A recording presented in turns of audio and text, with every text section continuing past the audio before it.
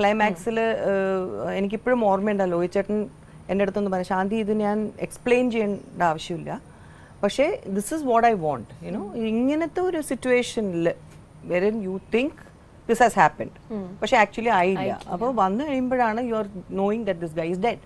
അപ്പോൾ എന്താ സംഭവം എന്ന് വെച്ചാൽ ശാന്തി ഇത് തന്നെ ചെയ്യണം. അച്ഛൻ ഓക്കെ. അത് കഴിഞ്ഞിട്ട് ഞാൻ അകത്ത് ഇരുന്നിട്ട് ഞാൻ ഷോട്ടിൽ അങ്ങനെ ഓടി ഇങ്ങനെ വരുന്നു. അവർ കാണുമ്പോൾ അപ്പോൾ ആ ഒരു ഇങ്ങനെ ഇങ്ങനെ ചെയ്യുന്നതും പിന്നെ അത് കഴിഞ്ഞ് പെട്ടെന്ന് ഇങ്ങനെ നോക്കുമ്പോൾ സോ ഓൾ ദീസ് റിയാക്ഷൻസ് ഇതൊക്കെ എനിക്ക് ഡാൻസാണ് അവിടെ എനിക്ക് പ്രിപ്പയർ ചെയ്തത്. എൻ്റെ mentally I could do it. അത് ചെയ്ത് കഴിഞ്ഞപ്പോൾ ലോഹിത് ചേട്ടൻ സൈലൻ്റ് ആയിട്ട് എന്നെ നോക്കിയിട്ട് പറഞ്ഞു ഇങ്ങനെ clapped. That was the biggest award for me.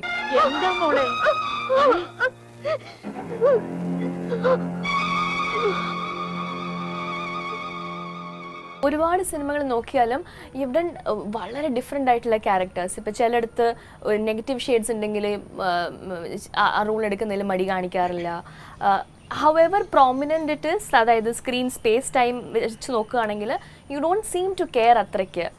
So എന്താ ക്രൈറ്റീരിയ ഒരു സിനിമ അല്ലെങ്കിൽ ഒരു കഥ കേൾക്കുന്നതാണോ അല്ലെ കഥയുടെ മെച്ചമാണോ ക്രൈറ്റീരിയ? എന്താ ചൂസ് ചെയ്യാനുള്ള ഒരു ക്രൈറ്റീരിയ എന്താ പലപ്പോഴും? അങ്ങനെ ഒന്നും ഇതേവരെ ഐ ഗെസ് ഇപ്പോൾ മൂന്നാമത്തെ വരവിൽ maybe I will have to think എങ്ങനെയാണ്, ബിക്കോസ് ക്യാരക്ടേഴ്സ് ഏത് രീതിയിലാണ് വരുന്നത് നമുക്ക് അറിയാൻ പറ്റില്ല. ജസ്റ്റ് സ്റ്റാർട്ടഡ് വിത്ത് നിവിൻസ് മൂവി. പക്ഷേ ഇതിന് മുമ്പാണെങ്കിൽ അവർ എൻ്റെ അടുത്ത് അപ്രോച്ച് ചെയ്യുമ്പോൾ തന്നെ they already have in their mind ഈ റോള് ശാന്തി തന്നെ ചെയ്യണം.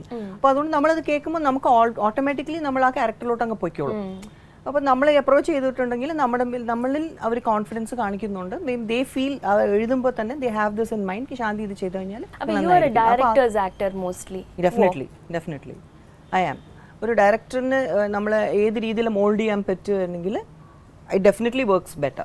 നമ്മൾ ചകോരത്തിന്റെ കാര്യം പറയുമ്പോഴത്തേക്ക് ഏതാണ്ട് അതേ ക്യാരക്ടറിന്റെ ഒരു ഷെയ്ഡ്സ് ഉള്ള വേറൊരു ക്യാരക്ടറായിരുന്നു ചില്ലില്. വെരി യങ് ഗേൾ, എന്നാ ഭയങ്കര ടോംബോയിഷ്. എങ്ങനെ ടോംബോയിഷ് ക്യാരക്ടറൊക്കെ എത്ര ഭംഗിയായിട്ട് ചെയ്യാൻ പറ്റുന്നു? You are not tomboyish at all അല്ലേ? എസ്പെഷ്യലി ആ സമയത്തൊക്കെ I was like really a shy person. And ഞാൻ പറഞ്ഞില്ലേ മലയാളം ഒട്ടും ഇപ്പോൾ തന്നെ ഈ ഗതിയാണ്. പക്ഷെ എന്നാലും പറയാം, അന്ന് ഒട്ടും തന്നെ ഞാൻ സംസാരിക്കില്ലായിരുന്നു. ചില്ല് എന്ന പടത്തിൽ തന്നെയാണ് ആദ്യമായിട്ട് ഞാൻ മലയാളം സംസാരിക്കാൻ തുടങ്ങിയത്. ബിക്കോസ് ലെനിൻ രാജേന്ദ്രൻ സാറും പിന്നെ കമലാണ് അസോസിയേറ്റ് അന്ന്. അപ്പോൾ ഇവരെല്ലാവരും കൂടി മനഃപൂർവ്വം എന്നെ കൊണ്ട് സെറ്റിൽ ഞാൻ എന്തെങ്കിലും ഇംഗ്ലീഷിൽ പോയി സംസാരിക്കുമ്പോൾ അവർ ഇങ്ങനെ ഇരിക്കും. ഞാൻ പറഞ്ഞു, അല്ല സർ ഇംഗ്ലീഷ് ഞങ്ങൾക്ക് അറിയില്ല എന്ന് പറയും.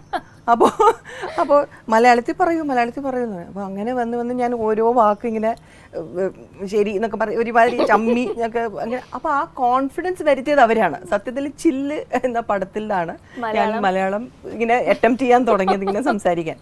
So that was a good thing I guess. അതിനുശേഷം പിന്നെ ഞാൻ നോക്കുമ്പോൾ ഇൻ്റർവ്യൂ എന്തെങ്കിലും പത്രത്തിലൊക്കെ വരുമ്പോൾ ഞാൻ ഓരോരുത്തരുടെ അടുത്ത് ഒന്ന് വായിച്ചു. അപ്പോൾ അവർ ഇങ്ങനെ പറയും. അപ്പോൾ ഞാൻ ആഹാ, അപ്പോൾ വാശിയായി. അപ്പോൾ പറഞ്ഞാൽ അങ്ങനെയാണ്. അപ്പോൾ ഞാനിങ്ങനെ നോക്കി ഇപ്പോൾ വായിക്കും. വായിക്കാൻ അറിയാം, എഴുതാൻ അറിയില്ല. തമിഴ് എഴുതും. പക്ഷേ ബിക്കോസ് ഞാൻ കർണാടിക് മ്യൂസിക് പഠിച്ചിട്ടുണ്ടായിരുന്നു. അപ്പോൾ അതുകൊണ്ട് തമിഴ് എഴുതാൻ അറിയാം, വായിക്കാനും അറിയാം. മലയാളം ഇപ്പോൾ വായിക്കും. സമ്പൂർണ്ണ മലയാളിയാണ്. Yeah, I guess.